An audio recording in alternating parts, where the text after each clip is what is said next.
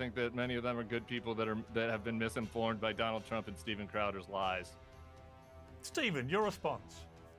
Yeah, well, look, one thing, I don't like the way that these panels sometimes some people descend into nothing but ad hominem and interrupt each other. So I promise you, I'm going to respect your time, and you will not hear me speak a single time today, not one interruption, until you hear this bell. I just ask that you give me the floor. So not going to address the ad hominem, but I've never been banned from YouTube. As a matter of fact, this will be up on YouTube. The election live stream of the century will be on YouTube as well. Every single example that was just given was not addressed to the American people at large, and not even the Democrat voting base at large. America is for Americans. Piers Morgan hosted a debate between Steven Crowder and this low-T, soy boy, barely a man Tim Miller over the current presidential race. Tim Miller resorted to a lot of ad hominems, making some points here and there, but overall, I think Steven Crowder totally owned this dude. But why believe me? Watch for yourself and make up your own mind. Now. And it's funny when you look back that Watergate wasn't really the gate that we think it is. I don't think we're talking about garbage so much. I appreciate your introduction there. And by the way, people who don't see your Instagram, Pierce's Instagram, he's a natural puller. He's lifting some heavy weight, and proud of you. You're doing pretty well. I know you've been invigorated by that. And I mean it. Thank you. Look, it's not about garbage. Desperate clingers, guns to their guns and Bible, deplorables, Nazis, garbage. The key difference here that we see, and I've gone through this quite a bit because the New York Times has a whole running article, at least between 2015 and 2021, as to all of Donald Trump's insults on Twitter before he was banned. You won't find Donald Trump insulting the American voter like you do with the left. They did refer, we can argue the phantom apostrophe, like you said. I appreciate you recognizing its absurdity. Donald Trump goes after those who are in power, the elites. He refers to the DNC. He refers to the establishment. You may not like him referring to the swamp. You may not like him referring to people inside the Beltway, but he's never gone after the American voters. He actually does respect them, and he's trying to win them over. That's what we're actually talking about. And it's the Achilles heel of the Democrat Party today. They're very elitist. That's the problem with garbage. Was it still damaging for Donald Trump to have this guy, Tony Hinchcliffe, at Madison Square Garden? I was there, and aside from anything else, the joke fell completely flat in the room, so it didn't work even on a comedic value with him. Although I thought Jon Stewart made a good point that this guy's a roaster. It's what he does. He roasts everybody and everything. But putting that aside, I saw Megyn Kelly and Bill O'Reilly both saying, look, if you're going to get to the last week of a race, you don't want to have people at your rallies insulting the whole of Puerto Rico, given how many Puerto Ricans, for example, are in the state of Pennsylvania, a crucial state. Do you agree with that? I don't care. And I mean, I know we're discussing perception. Look, I think there's a huge difference, for example, between a roast comedian or an insult comedian making a joke. I think there's a big difference between that and the sitting president of the United States, between biting baby stints, referring to the American voters as garbage. You may not like one, but I don't think that we should be applying the same standard. Donald Trump has never called anyone garbage. Barack Obama referred to half of America as bitter clingers. Hillary Clinton, at least half of Trump voters as deplorables. And you know what? I've heard people refer to that joke as horrifying.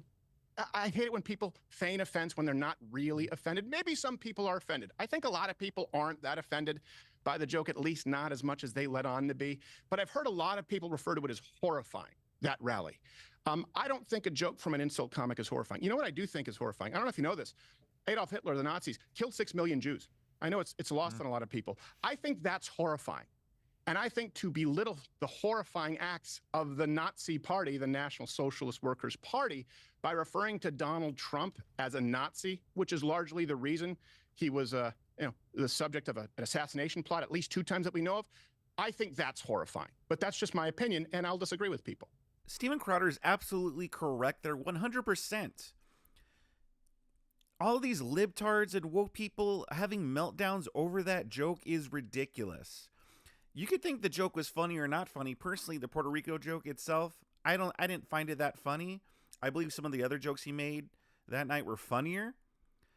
But to then say oh my God, this is horrifying, it was racist. No, he's a comedian telling jokes. And you're going to have a meltdown over that, but not melt down when Joe Biden calls half of the American voters garbage and Hillary Clinton calling half the American voters deplorables, that's fine. And they're not comedians. They're not even comedians. They're just saying that to insult because they have disdain for these groups because they have a disdain for half of the American voters. So you're going to melt down over a joke but not say anything about those remarks? Really hypocritical. And yeah, Steven Crowder is right. Comparing this rally to the Holocaust, absolutely ludicrous. Well, I actually agree with you, but someone who doesn't is the host of The Bulwark, Tim Miller, who has this to say in response. Tim, welcome to Uncensored. I was just laughing listening to all that, Piers. Donald Trump's never called anybody garbage. Donald Trump called Kamala Harris's advisors garbage just like the other week. Donald Trump said America is a trash can and the world is sending their garbage, which is migrants here. Donald Trump's called me and other people that oppose him in the media the enemy of the people. He's called people human scum. He said that Haitian migrants were eating cats and dogs. Do we need to keep doing this? Like this? Like we're going to pretend to be offended on behalf of Donald Trump? I mean, and Steven Crowder, by the way, his whole career, this is why he's on Rumble, not on YouTube, because he got kicked off YouTube because all he does is insult gay people, insult trans people. The only garbage I know is Steven Crowder and Donald Trump. So they're garbage. I don't think all of Donald Trump's supporters are garbage. I think that many of them are good people that have been misinformed by Donald Trump and Steven Crowder's lies. Stephen, your response. Yeah, well, look, one thing, I don't like the way that these panels sometimes some people descend into nothing but ad hominem and interrupt each other. So I promise you, I'm going to respect your time, and you will not hear me speak a single time today, not one interruption, until you hear this bell. I just ask that you give me the floor. So not going to address the ad hominem, but I've never been banned from YouTube. As a matter of fact, this will be up on YouTube. The election live stream of the century will be on YouTube as well. Every single example that was just given was not addressed to the American people at large, and not even the Democrat voting base at large. America is for Americans. Are black people not Americans? Are Hispanic Americans not Americans? The qualifier that I have always made, and Donald Trump has always made, and the reason that so many Americans support him is because there aren't those qualifiers of race that we see in identity politics. Every single example, I could go through all of them, the people around Kamala Harris, the people surrounding her are scum and garbage. That's not going to be misinterpreted as Kamala's supporters are garbage. The voters of Donald Trump are deplorable. These people are scum. Kamala Harris is dumb, whatever he said. That's very different from the hatred, the reviling of the American voter. Your floor. Yeah, you know what, Tim Miller, what I would say is, people on the left, they're very, very quick to be very offended by Trump's rhetoric. This has been going on for 8 years now, that this guy talks in a disparaging way about people. It's unacceptable, it's awful, blah, blah, blah, blah, blah. But you think nothing as a group of constantly flashing the Nazi word around, fascist, Nazi, and now garbage. Why is it one rule for Trump? Why do you want him to clean up the way he talks, but a completely different set of rules for your own side? Why are you allowed to just go around calling people mass murderers? I'm not. Like I said, the only people I called garbage were Donald Trump and Steven Crowder because they've acted like garbage by disparaging people their entire careers. Like that was the whole premise of both of these two guys' careers. Donald Trump's just been a little bit more successful at it. So Joe Biden's statement, I think, was like totally nonsensical marble mouth. And I was maybe one of the most vocal people saying Joe Biden shouldn't run for president again. Joe Biden isn't running for president. Kamala Harris is running for president, and she gave a speech on the Ellipse where she talked about how MAGA voters would have and MAGA politicians would have a seat at the table in her administration. So you guys are trying to make something out of nothing, and you're trying to do this fake outrage where it's like in soccer, Piers, where you guys are flopping. You're flopping on the ground, hoping the refs call a foul on Joe Biden, when Donald Trump's whole career has been insults and lies and disparaging people, and also his actual actions have been hurtful. You know, the sexual assault that he committed on women, the fact that he banned people from coming to this country based on their religion, the separating of family. We could just go on and on about Donald Trump's behavior, the cops that got injured at the Capitol because of the riot that he started. So Donald Trump, it's not just his words, it's his actions that have been harmful. And you guys can get mad about what the soon-to-be former president, Joe Biden, like incomprehensibly said, but he's not running against Joe Biden. And it seems like a desperate ploy to like put on a fancy costume and dress up like an Oompa Loompa. All right, Stephen, I mean, last time I checked, Joe Biden remains the current president of the United States. He is the leader of the free world. And for him to pop up as Kamala Harris is delivering her supposed great final mission statement to the electorate on a Skype call, calling half of America garbage, struck me as just, never mind anything else, incredibly bad timing, to the point where you think, was that deliberate? Is he trying to sabotage her? Thank you. But again, I'm really going to avoid ad hominem, which is really tough because it seems to be coming from the other side of this panel here. Well, I will note. maybe I will note for the. I will note for the record that you have not gone ad hominem, and Tim, to be fair, all you've done, all you've done is abuse Steve. All you've done is abuse Stephen on a personal level. I actually would like to rise above that. His whole career is all he's done is attack gay and trans people. Now he's like, he's getting offended, being called out for it. Just Google his history of his comments about gays, trans people, women. Like he is Mr. Ad hominem. So don't like try to be like, oh, I'm Mr. Nice Guy now. Come on, give me a break. Let's be honest. Stephen? Okay, thank you for giving me the floor. As far as it being ill-advised, I would say so with Joe Biden. The problem is that Kamala Harris was given so many opportunities to distance herself from Joe Biden. The Biden-Harris administration, she chose not to. She said there's not a thing that she would do differently, and she was one of his most important advisors in all of the decisions that had an impact. Vice presidents aren't always given such an easily identifiable pet project. She was. And I know the talking point is she wasn't the border czar, even though Biden said that. The point is she was in charge of, she was being tasked with discovering the root cause of the immigration issue. Well, we had 3 million under Donald Trump's tenure, and now we have at least 15 to 20 million on the low end. That is a huge impact that affects Americans. If we want to talk about Donald Trump's actions hurting Americans, look, I guess we're back to 2016. The issue is no Americans have lived actions that have harmed them more than the latest administration. They've lived it. They lived Donald Trump for 4 years. They've lived Biden-Harris for 4 years.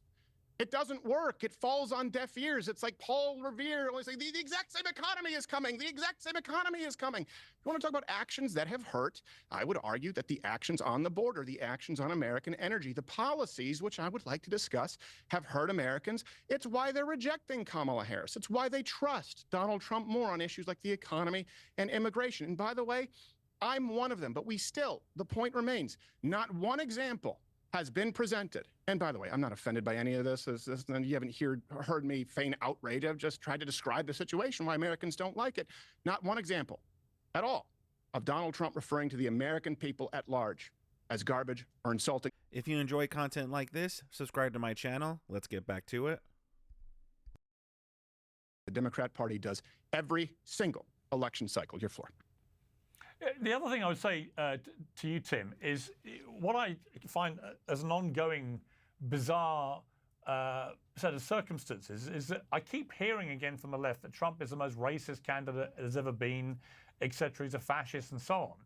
How do you explain, if that is the case, how do you explain that his support amongst Black and Latino Americans is rising to record levels for him in the last 8 years? Why is that happening? Why are they gravitating to somebody who is supposedly this terrible racist? I mean, we haven't voted yet, Piers, so let's see how that turns out next week. It looks like we're going to have record turnout in Detroit, they just said. We'll see if there's a surprising turnout for Donald Trump there. I kind of doubt it. But this whole thing that's like, you guys want to play in this fantasy pretend world where it's like Donald Trump doesn't insult people. What? Like, everyone not watching knows that's not true. Why is the left calling Donald Trump a fascist? The left isn't calling Donald Trump a fascist. John Kelly, who Donald Trump made the head of his Department of Homeland Security, who oversaw the Muslim ban 1.0, and then Donald Trump promoted him to chief of staff. And then he was his longest serving chief of staff. He wasn't a never Trumper like me. He wasn't a moderate Republican rhino. He's a down-the-line conservative American hero that Donald Trump hired twice, who says he is concerned that Donald Trump has fascist tendencies. And there were times during the first administration where Donald Trump wanted to do things against the law, and it required him and Mattis and Milley and others to prevent him from doing it. And he's worried that those guardrails won't be around the next term. So it's not the left, it's not MSNBC, it's not wild-eyed liberals. It's John Kelly, a conservative American hero that Donald Trump hired twice, that is saying that about him. And you guys need to reckon with that rather than just pointing fingers. Well, at least Tim Miller's actually bringing up a decent argument. I mean, well, I don't know about decent, but at least he's bringing up an actual argument that's not just Donald Trump, he says a lot of mean things, and Steven Crowder is just really mean, insulting to women. He's actually bringing up an argument this time. So kudos to him for that. Now, let's see Steven Crowder absolutely eviscerate him. All right. I mean, Stephen, that's a fair point. There have been a number of people of John Kelly's ilk who have come forward and said they think Trump is dangerous, who did work with him at the White House. What's your response to that?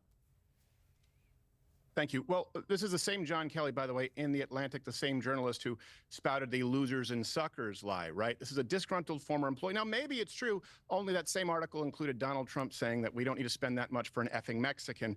By the way, the soldier's family immediately came out and refuted it. So if we're going to talk about people who don't like him, he said, she said, we can do that, or we can discuss the results for the American people and what affects them at large. We can reckon with that. There you go. That's the reckoning. I don't really care what John Kelly says, but here's the fundamental dynamic. And this is why the left, and this is certainly why legacy media, I'm not saying the media, but legacy media, ABC, NBC, CBS, and big tech, they're demanding that Americans trust their institutions, and they're blaming Americans for not trusting their institutions. This article in The Atlantic, John Kelly, is exactly why Americans don't trust those institutions. I trust the family of the soldier, not John Kelly. I trust the American people who want us to have voter ID, not people who say the most secure and fair elections of all time. When we look at the Hunter Biden laptop story, which I know will be dismissed and people say that it was allowed to after a day, that's the perfect encapsulation of the institutions that we're demanded to trust who have failed us, whether it's intelligence officials, whether it's Facebook and the CEO of which apologizing afterwards, Jack Dorsey, YouTube's, the fundamental Democratic Party, and we're told, wait, trust your institutions. Well, I don't trust the institutions that repeat lies that have been debunked, including some specifically from John Kelly. I don't trust those publications. I trust the voice of the family of that soldier. And by the way, the families of all the soldiers who overwhelmingly support Donald Trump and the Republican platform. In contrast, I do agree this is a very close race. Do not think that Donald Trump has it in the bag.